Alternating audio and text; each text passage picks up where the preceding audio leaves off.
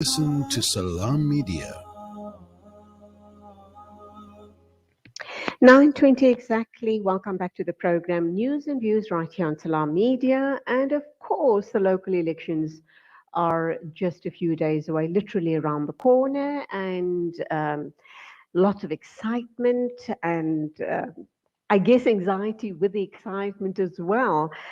So let's talk to a councillor or a would-be councillor, Shabir Moosa. He's from the Spectrum National Party.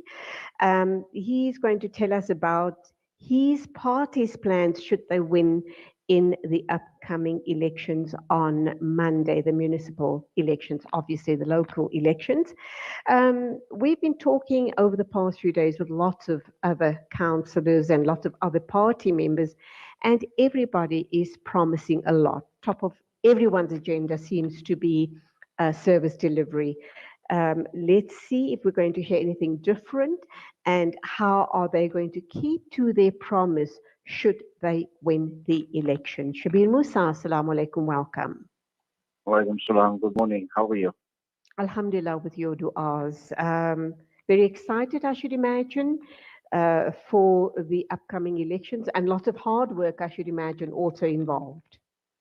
There's been a lot of hard work, a lot of effort, long nights, lots of meetings, but we're very, very positive about making an impact. Why is this so important for you, Shabir, in your own personal capacity? Why do you believe that you need to be with the Spectrum National Party, push for the party to win the elections, and then, deliver on all of your promises? Let's understand, in your personal capacity, why is it so close to your heart? Okay.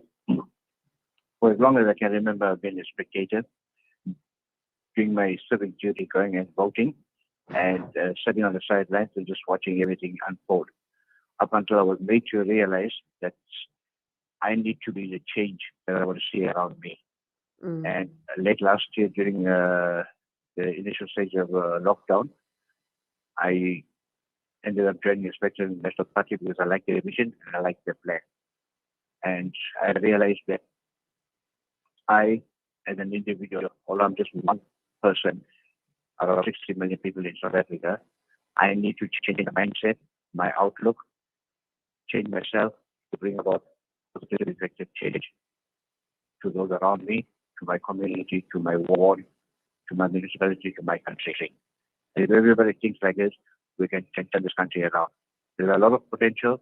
This country has abundant resources. It's got wealth. It's got talent. We have everything here. By the grace of God, unfortunately, we have far too many spectators. And I believe, I'm not going to ask you, Shabir, I'm not going to ask you to go through all your list of promises, of deliverables, but two or three items definitely jump out at me, which I haven't seen other parties talking about. And the one is fuel taxes and levies. That's definitely new. I haven't heard other parties talking about it. And your view on land expropriation, your party seems to have a slightly different view. Hone in on those two issues for me, please. Okay. Regarding the fuel levies, it is necessary, but not at the rates that we are experiencing at this moment. The motorists and the transporters are being basically held hostage. That's my personal view, because there is the potential of reducing it. The levies are popular. There's the potential is there to reduce it. Not only the levies, but taxes, rates, everything. We are basically being held hostage by a government that doesn't care about us. Can we still just focus on fuel taxes and levies, particularly fuel taxes? We are told as the general public that obviously the levies we pay on our fuel goes towards the road accident fund for victims of accidents. But as you and I speak now, I'm given to understand that that fund is totally bankrupt. Exactly. It's been mismanaged. The idea was excellent. but the level of the levies is unacceptable, number one. Number two, the RAF has been mismanaged. There's been a lot of accusations of corruption and theft and total mismanagement. I don't have any figures, I don't have any facts to go into, but that's the general consensus. The idea, like I said, was an excellent idea to compensate those that have been victims of road accidents. But there are other ways of addressing the issue, and we need to look at that. Inshallah. What about, I like your idea about land expropriation because, again, it's a unique take on the situation. Tell us about it. Okay. What we believe is... Okay, you're breaking up. I've lost you there, okay. Shabir.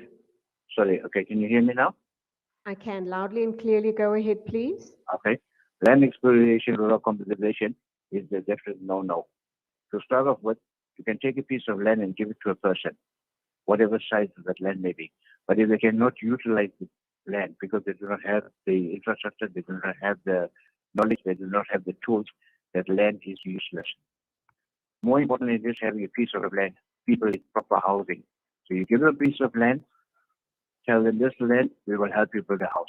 Instead of you living in a shed, you're returning dignity, you're restoring self-worth, and you're restoring the self-confidence to people. Instead of them living in a shed, so give them a piece of land, help them build a house on it. And we believe... I'm particularly, let me move you to the issue around where you guys are talking about abandoned buildings. Yes. What about the buildings? What's the story there? Rather than building shacks, you already have the infrastructure of an abandoned building. You guys have big plans for that, do you not, if you do come into power? I don't like the use of the word coming into power because we are not here to rule, nor are we here to be in power. We are here to serve the people. Spectrum National Party is a political party, but we are public servants. The public is the boss, and we are the servants. So we are here to serve the needs of the people. Sorry. Regarding the land, regarding the abandoned buildings, we believe that those buildings should be renovated and turned into decent, proper housing that is fit for human habitation. Inshallah, inshallah. Okay, and obviously, I'm just social security. We know we've had a lot of issues around pension benefits, etc. How are you, as your party, going to ensure that there isn't corruption within SASSA and the right people are getting the money that is due to them? Well, fundamentally, we believe that it starts at grassroots level, education of the people, number one, getting the right people to do the job, number two, having checks and balances in place to make sure that what is going on now does not occur again in the future. Shabir, wonderful ideas, wonderful thoughts. Looks very, very good on paper. Like I said, it jumped out at me. Inshallah, I pray that should your party win the November 1 municipal elections, that all of these promises do come to pass, that you guys definitely put your money where your mouth is, inshallah. I mean, most definitely. Like I said, we are here to serve. We are not inshallah. Here to rule. Go well, du'as, and all the very best. Assalamu alaikum to you. Salam. Thank you for giving us the opportunity to voice our opinions. Thank you. An absolute pleasure. An absolute pleasure. Go well.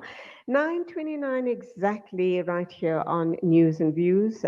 Lots more to come your way. Do stay with us and do call in if you have any questions or comments. These days, I'm more health conscious than ever.